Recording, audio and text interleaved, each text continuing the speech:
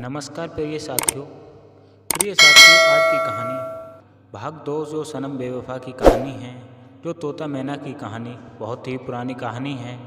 यदि आपने ये कहानी ध्यानपूर्वक सुन ली तो जीवन में कभी भी किसी प्रकार का आप धोखा नहीं खाएंगे।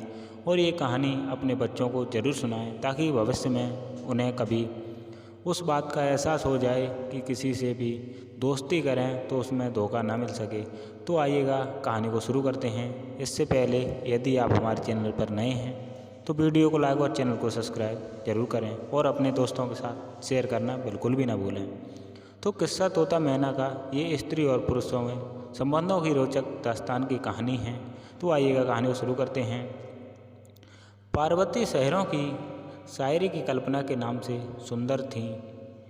पहली ही नज़र में हर कोई उसे पाने के लिए तड़प उठता था। उसकी उम्र 16 बसंत पार कर चुकी हुई थी। कहने का तात्पर्य यह है कि जब जवानी दहलीज पर कदम रख चुकी थी। उम्र की ऐसी सीढ़ी होती है जब किसी को अपने आप पर अख्तियार नहीं रहता है, दिल बेकाबू हो जाता है। मगर पार्वती ने अपने दिल को बड़ी मजबूती से अपने काबू में कर रखा था।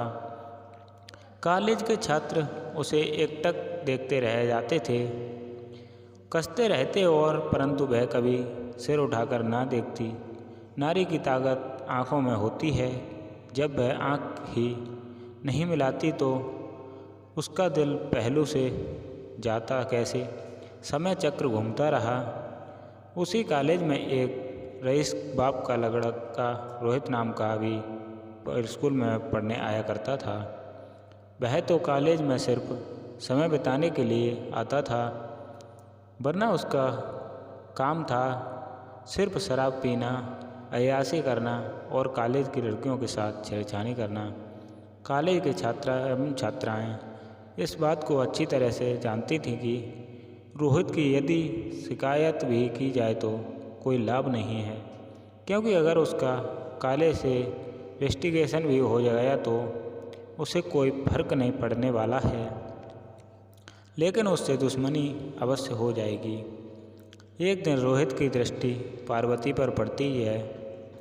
उस पर नज़र पड़ते ही वह स्वयं की बुदबुदा को कूद पड़ती है। यह हीरा आज तक नज़रों से कैसे नहीं आया था। उस समय उसके आवारापद साथी उसके साथ नहीं थे। वैसे 4-6 साथी हर समय उसके साथ रहते थे। उसका माल डकारने के चक्कर में उसकी माँ में हाँ मिला रहते थे। रोहित ने एक पल कुछ सोचा नहीं और उसकी ओर चल पड़ा। उसने पार्वती के पास जाते हुए उसका हाथ थाम लिया और कहा, जानेमन आज तक कहाँ थीं? हमने तो कभी नहीं देखा। एक पल के लिए पार्वती सबके ही हालत में आ गई। उसकी समझ में ही नहीं आ रहा था कि वह करे तो क्या करे। जब उसे होश आया तो उसने बिना एक पल गंवाए रोहित के गाल पर एक चांटा जड़ दिया, चटाक। शायद रोहित को ये बात सपने में भी आशा नहीं थी कि कोई लड़की उसके मुंह पर चांटा मारने के साहस भी कर सकती है। यह है हिम्मत। यदि तुमने दोबारा इस प्रकार की हरकत की या कोशिश की तो मुझसे बुरा कोई नहीं होगा, समझे? कहने के बाद पैर पटकती हुई पार्वती आगे बढ़ गई। रोहित हक्का हक्का सा खड़ा रह गया और उसे देखता रहा। उसके साथ जैसा आज हुआ था पहले कभी नहीं हुआ था। स्वयं ही उसका हाथ उसके गले पर जा पहुंचा। वह गाल सहलाने लगा। पार्वती काफ़ी दूर निकल चुकी थी। तब जब रोहित अपनी बेइज्जती महसूस करता हुआ खड़ा था, किसी ने पीछे से आकर उसके कंधे पर हाथ रखकर कहा। रोहित ने पलटकर देखा कि उसके पीछे एक युवक खड़ा मुस्करा रहा था। उसका नाम राहुल था। राहुल भी उसी विद्यालय का एक छात्र था। राहुल और रोहित की आपस में बनती ही नहीं थी। उसको मुस्कुराते देख रोहित ने तन बदन में आग लग गई, मगर वह बोला कुछ नहीं। राहुल ने उसी तरह मुस्कुराते हुए कहा, कहो कुछ मज़ा आया? यहाँ से चुपचाप चले जाओ। रोहित ने कहा, मुझे परेशान मत करो।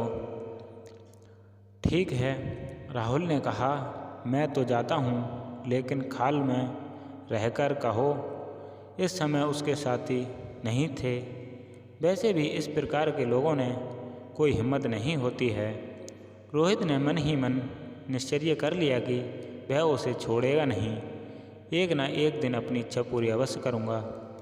पार्वती ने उसके मुंह पर चांटा तो अवश्य मार दिया था, लेकिन वह स्वयं को बुरा तरीका से घबरा गई थी। उसने लड़कियों से सुना कि रोहित एक रईस बाप का बिगड़ा तो बेटा है, उसका काम ही लड़ाई झगड़ा करना है। इसी उपक्रम में अपने घर पहुंची। फूल सा चेहरा मुरझा गया था। अनजाना सा वह उसके मनोमस्तिष्क पर छाता जा रहा था कि वह उसे बड़ी ही कोस रही थी। जब उसने उसे गले लगाकर चांटा रसीद कर दिया था, शाम को ठीक से खाना भी नहीं खा पा सकी। वह मन ही मन सोचती रही कि जाने क्या करेगा, बदमाश आदमी का क्या भरोसा। रात में ठीक से सो भी नहीं पाई। दूसरे दिन जब वह स्कूल पहुंची तो उसने देखा रोहित के साथियों के साथ द्वार पर खड़ा हुआ था। उनके चेहरे पर जहरीली मुस्कानें थीं। पार्वती ने एक बार भी उनकी ओर नहीं देखा था और फिर गर्दन घुमाकर तेज कदम बढ़ाती हुई चली गई। उसने बाद में ठेका लगा दिया। वहीं पास ही राहुल भी खड़ा था। उसने भी उनकी ओर देखा था।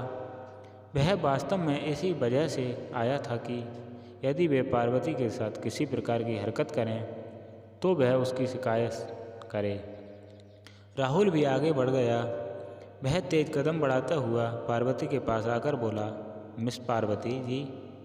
उसके मुंह से अनायास ही निकल गया। कहने के साथ ही साथ उसने राहुल की ओर देखा। मुझे राहुल कहते हैं मिस पार्वती। उसने कहा कि मैं इसी विद्यालय का छात्र होंगे तो मैं क्या करूं? पार्वती ने कहा, मैं ये कह रहा था कि राहुल ने कहा, अपने जो काम कल किया था वह वास्तव में काबिल तारीफ करने लायक था। मुझे आपकी हमदर्दी की आवश्यकता नहीं है। मैं ये कर रहा था कि मिस पार्वती, उसने कहा कि मैं एक आदमी हूँ और जो तुम्हें रोहित से बचा सकता हूँ। अपने ये तो सुन लिया ही होगा कि परले सिर का बदमाश है। जब जो होगा देखा जाएगा। उसने कहा, आप उस रास्ते से हट जाइए। कहने के बाद ये एक और चला पड़ा। सच बात यह थी कि पार्वती को उस समय किसी शख्स सहारे की आवश्यकता नहीं थी जो रोहित से उसे बचा सके, उसकी रक्षा कर सके। उसने राहुल के विषय में सोचा। लंबा चौड़ा देखने के बहुत ही सुंदर व्यक्ति था। उसके विषय में विचार करने लगी और एक बार अपने बालों को झटका दिया और आगे बढ़ी गई।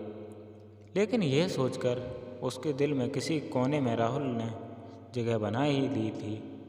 उधर राहुल ने अपने मन ही मन में अवश्य समझ लिया था कि पार्वती को अपनी आकर्षित कर लिया है। उसी शाम जब कॉलेज की छुट्टी होने वाली थी, उसके बाद धीरे धीरे सीढ़ियों से जब उतर रहे थे तो जीने के मोड़ पर राहुल और पार्वती टकरा गए। उन दोनों के हाथों में उनकी किताबें गिर गई थीं। वे दोनों अपनी अपनी पुस्तकों को उठाने के लिए झुके हुए थे।